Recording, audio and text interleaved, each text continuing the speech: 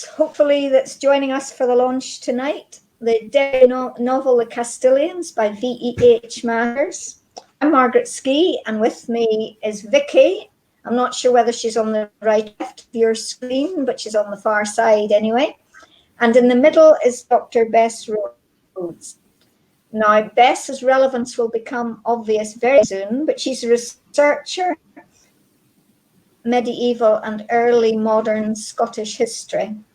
She's also part of the team at St Andrews University that does the Open Virtual Worlds team, which is intended to investigate how digital reconstruction can help you and me and everybody else who's interested find out more about the past, and that will become particularly relevant too soon.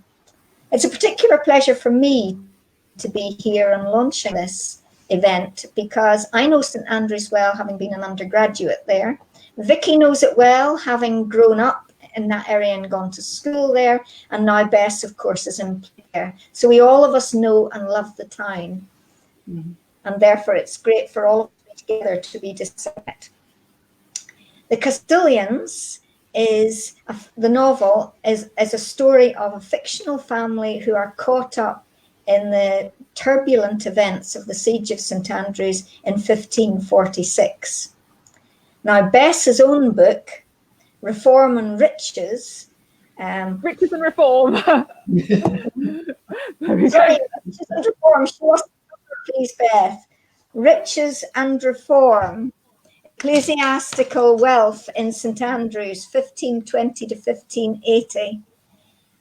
Straddles the period that Vicky's book covers, and therefore is particularly relevant to it.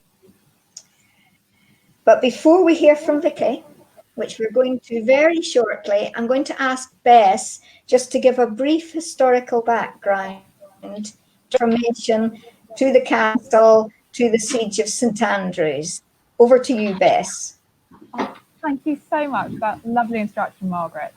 I thought I'd try and see if we can share a little bit, sharing what St Andrews is like today while I'm talking about it. Have you got a little video coming up at the moment? Or not? Yes, we have. So, St Andrews in the 16th century was incredibly important. It was the religious capital of Scotland, as the 1540s were a really tumultuous time there. In 1546, the Archbishop of St Andrews, Cardinal David Beaton, was murdered by a group of Protestant supporters, Scotland at that time being an officially Catholic country. And he was murdered in his castle of St Andrews. And the murderers then occupied the castle for over a year. The castle back then was slightly different from today. We've obviously, part of it's fallen into the sea, the east part of it has fallen into the sea. And we also, there was, in the 1540s, there were some artillery defences by the entrance of the castle. But the occupation of the castle was a very big deal. It was sort of arguably the great terrorist incident of mid-16th century Scotland. And eventually, the castle was recaptured by Catholic forces when a fleet was sent from France. So it was real warfare and real murder and disruption in the middle of what we now think of as slightly sleepy seaside town. Thank you, Bess. Now, I hope by now that most of the people who were have arrived. And there's a couple of things I want to say about how this is going to happen. We're going to have Vicky reading for us in a minute. I want you all to listen really, really carefully because there are 3 signed copies of Vicky's book. Show us the books, Vicky. Up for grabs. Yep, there they are, 3 signed copies up for grabs. At the end of the presentation tonight, there are going to be 3 questions asked, and the people who answer those 3 questions correctly, their names will be put in a hat, and the first 3 out will get their own free signed copy posted out to you. perfect both the readings and to the information that is given during the event. Okay, Vicky, if you would like to give us your first reading, please. Okay, so just to give a bit of background, as Bess has talked about, we have the Siege of St Andrews Castle, a huge event, and the story is told from the perspective of a brother and sister. The sister is living in St Andrews outside the castle for the period of the siege, and the brother is part of the renegades, the rebellious group who killed the cardinal and taken over the castle. And for Bethea's family outside, there is a real risk if it is discovered that her brother is part of this group, that they will lose everything. They will have their property confiscated. And indeed, that did happen to the leaders, the lairds who led this rebellion. So in this very short extract, Bethea has managed to get inside the castle to speak to her brother. She's talking to him, she wants him to come home. So, Castilians, Will says, with a cheeky grin. And for a moment, Bethea sees again the little brother she loved to play with. We are the Castilians. He thrusts his hips out, folding his arms and flings his head back so that his cap falls off. Bethea cannot help but laugh. But you'll soon run short of food, she waves her arm around. The smile fades from Will's face and he sniffs. I, ever the wee merchant counting stock. If you'd put the time into learning father's trade, you wouldn't be in this mess, she says. You think I want to spend my life bent over an abacus? He bangs his hand down on an empty barrel. What will I say to St. Peter at the gates of heaven when he asks me to reflect on my life, that I counted and added and bought and sold? How is it that this whole escapade is about faith, and yet your fellows are running wild in our town? Our town, Will! All the fight goes from him and his shoulders droop. I do not leave the castle. I do not condone their actions. She notices how his wrists dangle from the too short sleeves of his jerkin. He may be tall, but he's not yet come to manhood, and, despite his broadening shoulders and beard growth, can still sound like a lost boy. I know you would never attack the defenceless, but you belong to a group who do, she says. Thank you, Vicky. That was really evocative and just sets the scene really well for the story. But can you tell me, why did you choose this place and this period and this story to write about? Well, as you mentioned, I went to school in St Andrews from when I was 4. And the first time I was ever in the castle, I wasn't even particularly aware of it, was age 12 when our history teacher, Miss Grubb, took us in. And I was just enchanted. We can go down the mine. If you haven't been to St Andrews Castle, I would urge you to go. There's a siege tunnel built then in 1546, and you can still walk down it. Well, crouch down it actually. And then it's a bottle dungeon where Cardinal Beaton's body was said to have been kept pickled in salt for the whole 14 months of the siege. And I just, it was quite visceral. I really loved this whole sense of this period. And then later I discovered that the people that had overrun the castle called themselves the Castilians, which is the name of my book. And I just remember thinking, what a great title for a book. And I'm actually really surprised that nobody has told the whole story, as far as I can find. There's lots of research into bits of it, but there's not something that covers the whole period of it, and certainly nothing, fiction historical fiction that I could discover. And it just seemed like a great story, and it's quite intrinsic to Scottish history of the period as well. In a nutshell, it covers the tugs that were going on between Scotland and England and France. So yeah, that kind of cool France, Scotland and England. Yeah. What made you decide to do it as fiction as compared to doing it as fact? Well, Bess will describe what it's like researching from bases. I prefer to work from secondary sources. That's hard enough work without unpicking the primary sources. Right, hold that thought. Yeah, okay. We're going to come back to research in a minute, but why fiction? What advantage do you see using a fictional family as compared to some of the real people who were involved in that siege? It frees you up as a writer, I think. And I was interested in ordinary people in the town.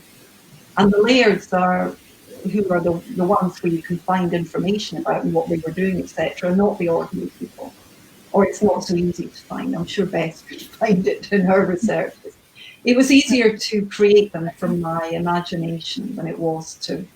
And that gave a freedom about moving them around. And I was very interested in what it was like to be outside of the castle walls.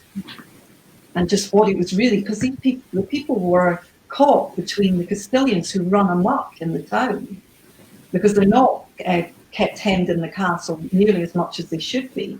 And then all the soldiers that are pouring in, and then the French fleet coming from overseas, and the French indeed pillage the castle when they finally free it, and St Salvator's and the cathedral, not as massively, but so yes, it was very tough, I think, to be somebody living in the town.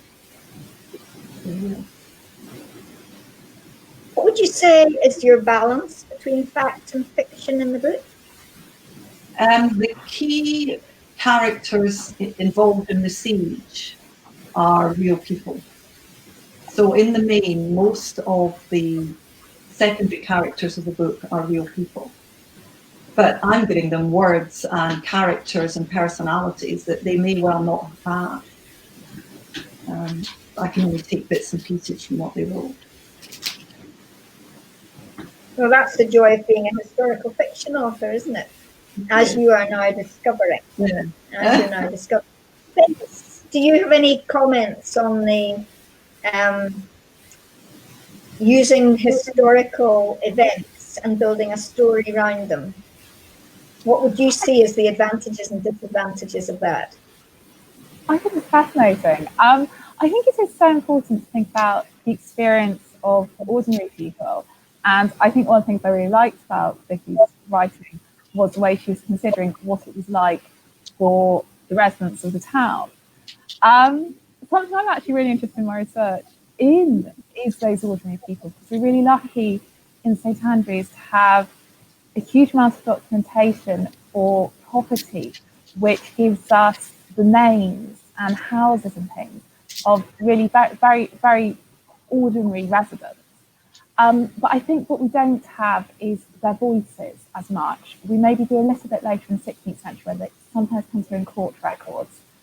But the time period we're talking about, they sort of appear as names and they appear as sort of bits parts.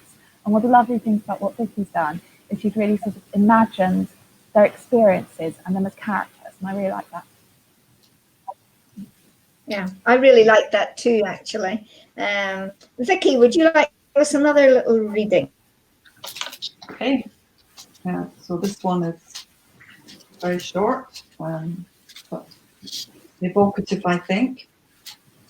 The marriage is to ahead tomorrow, and Bethia has been locked in her chamber overnight. She opens the shutters and studies the wall beneath her window. If she could climb down the swinging rope ladder from the castle, surely she can climb down the much shorter wall of the house. But she can see no way down. The wall is too smooth and the drop too far. She bangs the window shut and goes to sit on the bed, hands covering her eyes, rocking back and forward. Think, Bethia, think, she mutters. Uncovering her eyes, she sees her wedding dress hanging from its hook on the wall in front of her. It is of finest damask, cut low and with a wide skirt and small train. Blue in colour, like that of the Virgin Mary's raiment. Blue, which means loyalty and love. The rich blue dress she once dreamed of. Thank you. Now, this is slightly off-piste here, but Vicky, your husband is watching on Facebook. Yeah. I don't actually have access to the Facebook feed here. So if anyone is commenting on Facebook or asking any questions directly on the Facebook Live, could Mike maybe keep an eye on that? Let us know if there's any questions coming in. There will be opportunity for anybody who's watching via StreamYard. You are free to put questions in the comment box on StreamYard, and we will pick them up at this end. But you will be free to do that. Okay, it would be quite nice if we could have a little discussion about research. Because clearly research is critical to a historical novel, or it jolly well ought to be if it isn't. Oh, Vicky's run away, but she'll be back. I went to make sure that he was on board with what we'd asked, but I'd forgotten he'd be able to hear you. He's sitting there and screaming, so I didn't need to do that. Sorry. Anyway, yeah, I mean, research is absolutely vital to historical fiction, and there are lots of different ways to research, and I thought we could maybe talk a little bit about some of those differing ways to research.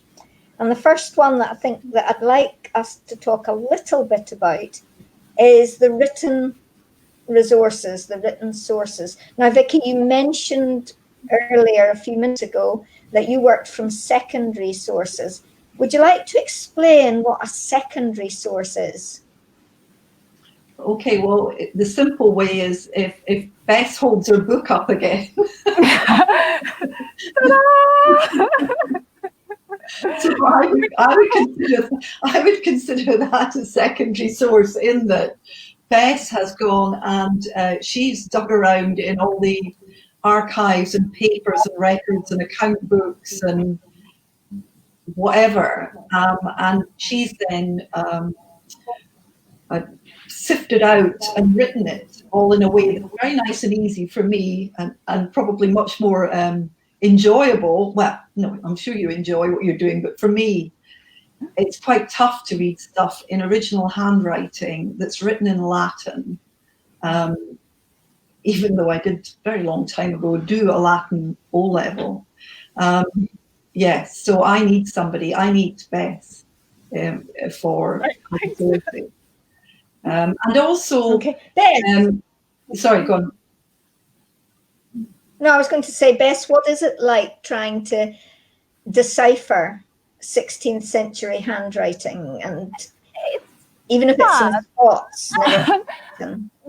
One of the issues is that there's actually huge expansion in documents for the 16th century, and people are producing a lot more, and they're writing very quickly. And when people are writing fast, their handwriting often deteriorates. So actually 16th century hands are a little bit harder to read than a hands of about 100, 150 years before, when they're a little bit clearer. But it's a wonderful experience. There's nothing quite like looking at a document and thinking, I know that's all 450 years ago, 500 years ago. Somebody wrote this, and I'm having the exact words that they put down on the page. And it's very direct connection. And we're so lucky in St. Andrews to have that sort of reference. Yes, absolutely. What do you do, though? And this is a question for you first, Bess, but then also for Vicky. What do you do when sources disagree about the same issue or the same event? A lot of sources do disagree. What do you do about that? So I think you try and convey to other people what possibilities are, highlight where there are differences of opinion. Obviously, I think you'll quite often prioritise people who have personal experience of the events involved. So, for example, at St. Andrew's Castle and the siege of the castle, we're very lucky to have an account from John Knox, who was, I think everyone knows John Knox, famous later on for sort of the leader of the Scottish Reformation, but in the 1540s in quite early part of his career, but was one of the people who was in the castle during the latter part of the siege. So you often prioritise people at the time and people who saw things themselves, but bear in mind that they often do have an axe to grind. Certainly Knox was not an impartial observer, was in the castle himself. Yeah. Yes. So Vicky, when you're looking at some of these sources, and if you have conflicting versions, what do you as a historical fiction do to decide between them?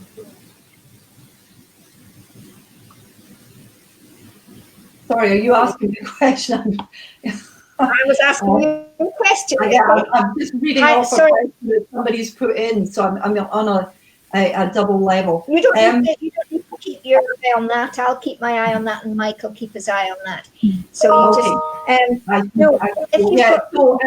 I actually find it fun when people disagree. I quite enjoy it when different sources disagree, and then I read it myself and I make up my own mind. I mean, John Knox, I took a lot of what he said with a pinch of salt because he's very biased, and he's also writing 20 years later at least, isn't he?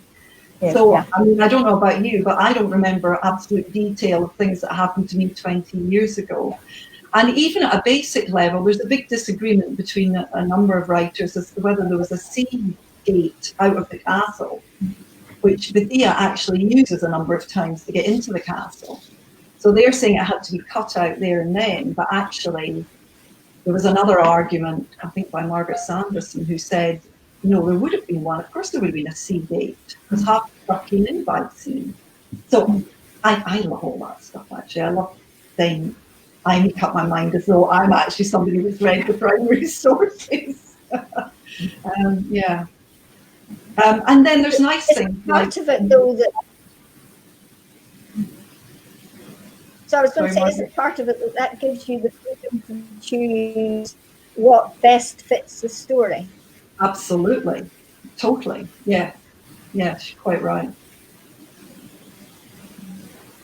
I think it's worth remembering that we do have some letters actually from the time of what was happening. We've got letters written immediately after Cardinal Beaton was murdered. We've got letters coming out of the castle, which is one of the amazing things about this moment in time.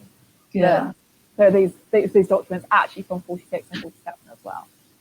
And one of the, just about the only primary source I looked at was Henry VIII's letters. And he's writing, going, we need, telling Scotland what to do about the siege, because he's supporting it from afar and sending them food, and they're waiting for him to relieve them, which he never does.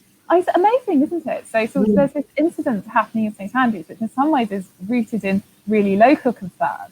But you've got the King of England bothering about it. You've got the King of France bothering about it. It becomes an international thing. Yes, yeah. Yeah, it's what makes it very important. Yeah. Bess, you're involved with virtual reconstruction of St Andrews, going right back to the 15th century, 16th century rather. Yeah. Can you maybe say a little bit about how virtual reconstructions are arrived at? Absolutely. Would you like me to share a little clip of one of them? Or Yes, that would be brilliant. Thank you. Okay, so this is and actually you can. Yeah. Oh, so sorry. This is actually a reconstruction showing Holy Trinity Church in the streets just about as they may have been in around 1559, so just after the time when Vicky's book is set. And this is actually part of sort of a wider project which is ongoing to reconstruct the whole of St Andrews on the eve of the Scottish Reformation. And it's been really lovely because we have had quite a range of sources. We've got the evidence of some buildings which still survive in the town today. And we also got fragments of the castle, fragments of Blackfriars, the tower at Holy Trinity, things like that. we've also got the amazing map that Vicky has on the cover of her book, the Geddy map, which is one of the most detailed maps of a 16th century Scottish town to survive. So we used that a lot, and we also drew very heavily on written sources, because St Andrews literally has thousands of documents concerning property rights from the 16th century, and some of those have some really helpful information about things that were on different sites in the town. Excellent. Vicky, we've stopped at that point. There's Holy Trinity Church. There's also a house. Can you tell us a little bit about your family, your fictional family, and what status they had within the town, and how closely or otherwise this house that we're looking at now would relate to the one that Bethia lived in? Yes, so the family are merchants. The father is a merchant, and the middle classes were a very, very small group in the 16th century. You know, you were either very poor or you were pretty well off. So they're unusually sitting somewhere in the middle, and I wanted that sense of that they had quite a lot to lose if it's found out that Will's part of the group in the castle. But they've got some power. This house is bigger than the house that they would have had, but it's not far off. They live in South Street, up the top end of South Street, and some of the houses there would have been around, at least not totally in their present form, but roughly as they were. So, you know, that's bigger than they would have had, but it gives some sense of the solidity of the house. So they've got something to lose if their property is confiscated. You said he was a merchant. What did he buy and sell? He's shipping stuff overseas. There was a big trade in hides in particular from Scotland. So hides, maybe some cloths. Yeah. That's something actually. So that Scotland is at this point exporting quite a lot of raw goods like wool and salt, fish, things like that, and then it's importing sort of higher value, finished sort of luxury goods, bringing back into the country. So that does say a little bit possibly about where the Scottish economy was at the time. Yes, and he's trying to build it. I mean, he's unusual to be exporting at the level he is in St Andrews, because it was not a big centre, and really probably he should be thinking about moving to Leith, which is a much bigger centre for trade with the Baltic and with the Low Countries, which is where the connections were. So St Andrews had quite a good trade in oddly enough, low-value sheepskins. They have some really bizarre corners of the market. Yeah, and it's interesting that sheepskin now is just left. Nobody wants it. Yeah. Yes, could you move that on a little bit and show us a little bit of some of the other houses? Absolutely. So we're moving up. For everyone who knows St Andrews, we're just round the corner of Holy Trinity, and this is coming back down what's now Church Street and was then known as Kirk Wynd. We're coming along street near where sort of Fisher and Donaldson and things like that are. And I think we're quite close to the bank on the corner by the church at the moment there. So in terms of the people living in these kind of houses, what particular dangers might there have been for them from the siege? Bess? I think having what was essentially a terrorist group occupying the town the castle was hugely destabilizing. And then having the town occupied by a group of soldiers who are trying to reclaim the castle is a huge disruption. It's a nightmare for people, not least because it's important to remember that in St Andrews, the bishops aren't just a religious leader, they're also effectively the local lords. They're heads of the borough, they're in charge of the university, they are at the top of the local legal system. It's a huge problem. There's a sort of breakdown in authority. You've got a group of soldiers, and soldiers of the 16th century were not always well behaved.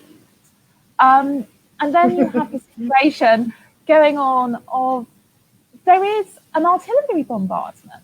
And yes, no one's really trying to get the town, they're aiming at the castle. But we do have evidence that sort of some cannonballs did go awry. It must have been incredibly stressful and hugely disruptive to trade, and just concerned that maybe it's going to go even more wrong. Maybe they're actually going to try and sack the borough. It's really, really difficult time for people. And St Andrews also, although it was falling off, relied heavily on the pilgrims. I mean, there were vast numbers of pilgrims at one point coming here, which would have, coming to St Andrews, which would have boosted the economy. And as word gets out and as the siege drags on, by the next year, the pilgrims aren't coming. Nobody's coming. Everybody's staying away. There's some quite... Sorry, Bess, there's some quite interesting questions coming in on the chat, which we'll get to, and anyone who's putting a question in there, it will be put to Vicky very shortly. There's just one other thing that I wanted to kind of ask Vicky about, and that was the importance of kind of on-location research and what potential problems there are in looking at St Andrews right now and trying to sort of backtrack 500 years. Yes, well, one particular issue for me at one point was I realised that there was an activity where both Bethia and Will are coming out of the castle. They're coming out through the sea gate. There's not going to be a proper ladder. And eventually I thought a rope ladder. They would have rope ladders then. But how are they getting along the beach? And I had to go to St Andrews in low tide in the end and clamber around the shoals there, which was not very dignified. I ended up crawling. It's incredibly slippery. But the Getty map itself is actually, I don't know how easy it is to see, quite helpful in that it's showing those shoals were there. But they would not have been, I don't think they would have been quite as rocky as the shore is now. So the landscape, I think, has changed to a degree. Some of the cliffs fallen away, some of the castles fallen away as we identified the Great Hall, the sea, etc. So trying to work out how different it would have been. And in the end, as with everything, I go, well, it is a work of fiction, even though I'm trying to make it as close to what was happening in reality as possible. In relation to what you're saying about... That's quite actually. On you go, Bess. I was just saying about the coastline changing. It is really interesting because actually we've got some lovely early evidence of early modern people being aware of the coastline changing by St Andrews Castle, because the east side of the castle fell into the sea, losing the Great Hall and things. And we've got a 17th century reference when it's looking a bit shaky. Somebody, George Martin, who's resident of St Andrews, says how the old men say that there used to be grass to the east of the castle, but now that's gone. It's really interesting, actually. Sort of, I think we think about coastal erosion and things as quite a modern issue, but actually it's been going on for a really long time. Yes, and I mean, it happens. Landscapes all over, like rivers change their course and actually cut very deep valleys that weren't there 500 years ago. And so on, and you do have to pay some attention to what it might have been like then. So a little bit of geography involved in the study, I think. I'm going to move on now to some questions that have come in on the chat. First one was from Mary McPherson, and she wants to know, Vicky, at what point does the book start and when does it finish? Well, that's the beauty of moving through the siege. So it starts with the burning of George Wishart, which was described as the 1st of March 1546. But of course, the calendar was slightly different in it. But anyway, we'll go with how it would have worked out now. And it finishes at the end of the siege. So it covers a couple of months before the siege starts at the end of May, with George Wishart's burning, because that's the inciting incident. That's what gets everybody riled up, that they've burnt, that Cardinal Beaton has taken this gentle man and burned him at the stake. He was a little bit provoked, I think Bess would probably accept. I think George Wishart was a bit of an activist. Yes, he was bent on a martyr's path. He may well have regretted it when he was actually sizzling at the stake, but he did push things a bit, which is not to say it was right to burn him, of course. But he's very brave. So how many months did the siege unfold? The siege is 14 months long, and so the total length of the book, it covers a period of 16 months. Is it 16? Might be 17. Okay. Whatever. Now, Ian McClay asks, knowing that your fictional characters are rounded, have you drawn from personalities in the now, including your own? Is there a little bit of you in Beth, including your own personality? Yeah, yes, to a certain extent. I was very interested in the relationship between the brother and sister and about family loyalty. And I would say my brother is an incredibly loyal person. Will is slightly less loyal to his family. He's a bit more loyal to his beliefs. So that for me was an interesting contrast. Yes, some of it, but once you get going, the people that you're writing about bring their own personalities come through. So sometimes they do things that would surprise me. You know, I sit down to write and I think, oh, that's where this is going. And that was going to happen. That's always quite nice, actually, when you surprise yourself by what your character does. So yeah, sort of mixed. That kind of leads us on to a question from Jill Hughes, who asks, what was your process to get into the head of a 16th century girl like Bethia? Some of your 21st century values about being female make that difficult. Yes, actually, interestingly, my daughter was commenting about, at one point, Bethia talks about plucking her eyebrows and her hairline and then looking at herself in the mirror and seeing, you know, a mature young lady gazing back. But to us, the idea of plucking your hairline, you know, having it go even further back than it already does, and plucking your eyebrows completely, and that being a sign of beauty, it's not the case. And so, yes, I was trying to think about what would be considered attractive then. So Bethia is quite a curvy lady, because I don't think, you know, that what's beautiful now would be beautiful then. Will is very tall, very, very, very tall, but that's just because I come from a family of tall people, so he had to be this giant. There was no other way. And also, being tall myself and having, you know, tall family, I know the challenges of being tall, you know, going through a doorway and forgetting to duck your head. My father perpetually had a skinned bit on the top of his head because he was forever bashing it. So Will bashes himself frequently in the castle. Hardly surprising with some of doorways then. Yes. And then there's a question here from, I'm not sure if it's Giz or Jiz Mariner, which says, how were the soldiers provisioned? Did they steal from the people?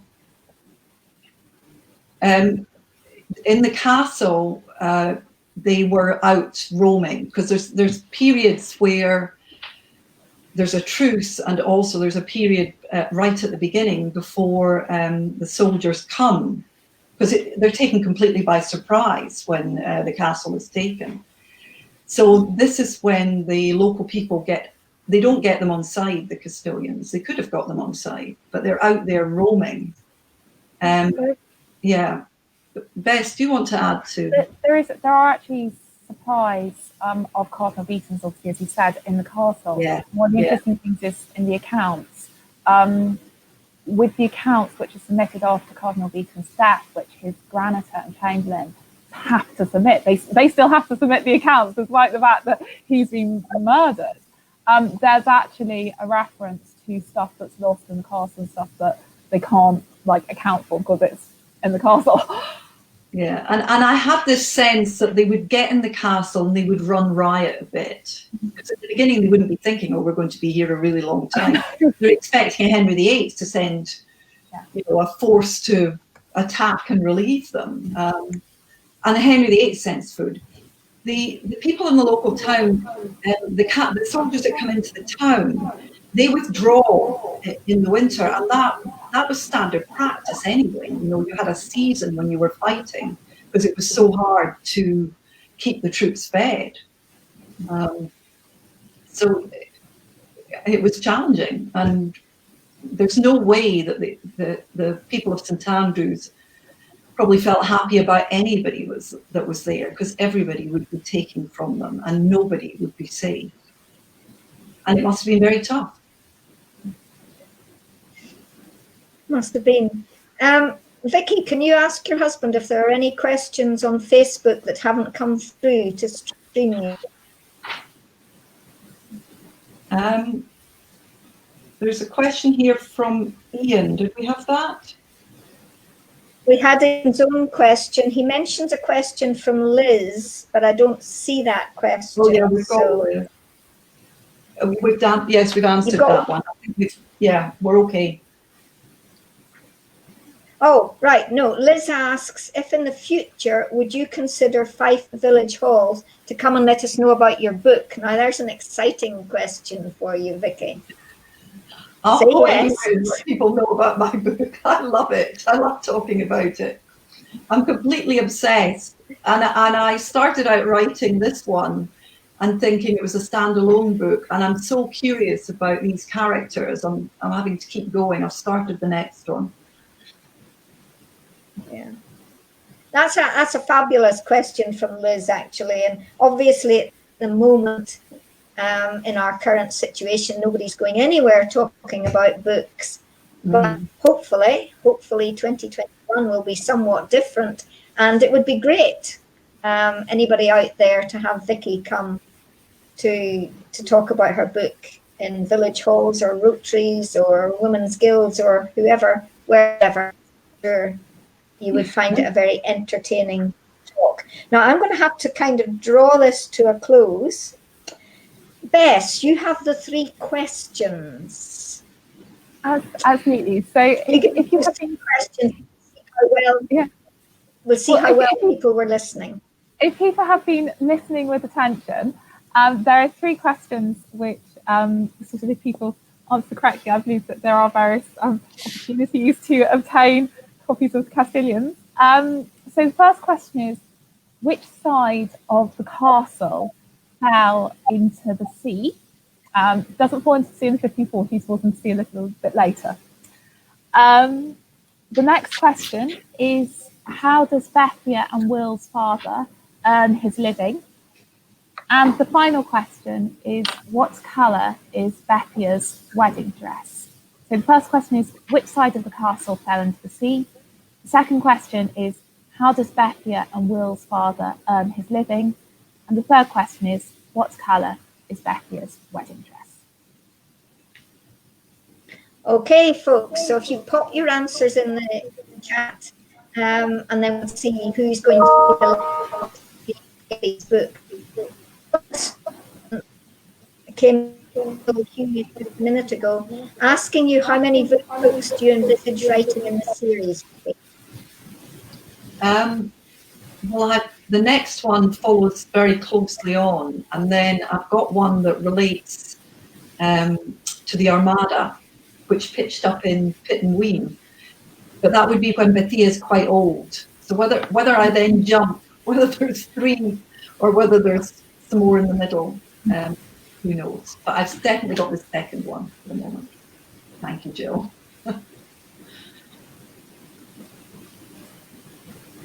At the moment, Jill is answering questions, so she's a front runner for one of these books. That's actually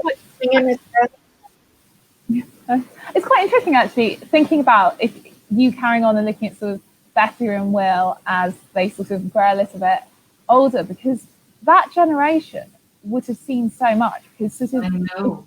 I mean, there they are in 46, 47, complete crisis. Things are a bit calmer for past the 1550s. Then 1559, 1560, you've got Scottish Reformation, Scotland rejecting Catholicism, becoming Protestant. And again, that's an armed conflict that accompanies that. And then end of 1560s, you've got the deposition of Mary Queen of Scots and another armed conflict. I mean, it must have been a nightmare. I know, it's relentless, really, isn't it? They don't get a break at all. Yeah. And nowhere's safe. You can move somewhere else and then all of a sudden it's getting attacked or, yeah, tough life. But it's very strange to think of Fife as being sort of a place that was sort of had a succession of attacks. I mean, it sort of got attacked earlier in the 1540s, so before Southside Fife was attacked by the English, we've got 46, 47, and it's sort of Fife is absolutely the focal point of what happens in 1559. It's very odd. It is. And Henry VIII dies halfway through this, well, more than halfway through the siege. And you think then they get a bit of respite, but no, the regent, King Edward, that inherits his uncle who's regent, he's charging around Scotland even more determined that Edward will be married to Mary, Queen of Scots. Yeah. I mean, but it's such an interesting time period and such an interesting issue to look at for Scotland, because what you're looking at, what you're covering with this, it's sort of the latter phases of the old alliance, and when there's a significant number of Scots who are still thinking the future's with France, and yet you've got this group of people who, of course, are the people who are occupying the castle, the Castilians, saying, no, we want a Protestant power, we want a different direction. And of course that, by a very, very roundabout way, lays the foundations for the idea of, okay, Britain is where the focus lies, rather than continental Europe. Yeah, and okay. Sorry, are we done? Sorry. We're beginning to run out of time, but we do have 3 winners of these books, which I'm going to announce just now. And then the people who didn't manage to get a free signed copy, once I've given you these names, the people whose names I'm going to call out, can you please message, either private message me or private message Vicky on Facebook with your postal address so that she can send them out to you. And the 3 winners who've got all the right answers are Jill Hughes, Larry McPherson, and Jane Russum. And the answers were: the east side of the castle fell into the sea. Bethia's father was a merchant. Dress which Betty had dreamed of was blue. So if you folk can message either me or Vicky with the postal address, those will wing their way to you. Now, Vicky, for those who didn't win and for anybody else who's listening, where can they buy this book right now? The book inevitably is available on Amazon, both as a print copy and as an ebook. It's also available from local bookshops in St Andrews, so both Watersons and Toppings have it. You can go on my website and order a signed copy from me on the website. The audiobook will follow in the new year. Very, very good. Yeah, and I can totally recommend the book. Privileged it early on, and it's a good read. And anybody who's interested in Scottish history or in historical fiction generally will thoroughly enjoy it. So I can thoroughly recommend it. And I'd just like to say thank you to Bess for coming here tonight. Thank you for your videos that you showed of St Andrews, and good luck with further development of the reconstruction of the town. I'm looking forward to seeing more of that. Thank you to Vicky for answering all our questions. And thank you to everybody who's listening. We are making a recording of this, and hopefully that will be available soon for anybody who didn't manage to make it tonight. We will be publicizing that on Facebook soon. So thank you all for listening, and have a nice evening. Thank you, Margaret. Bye.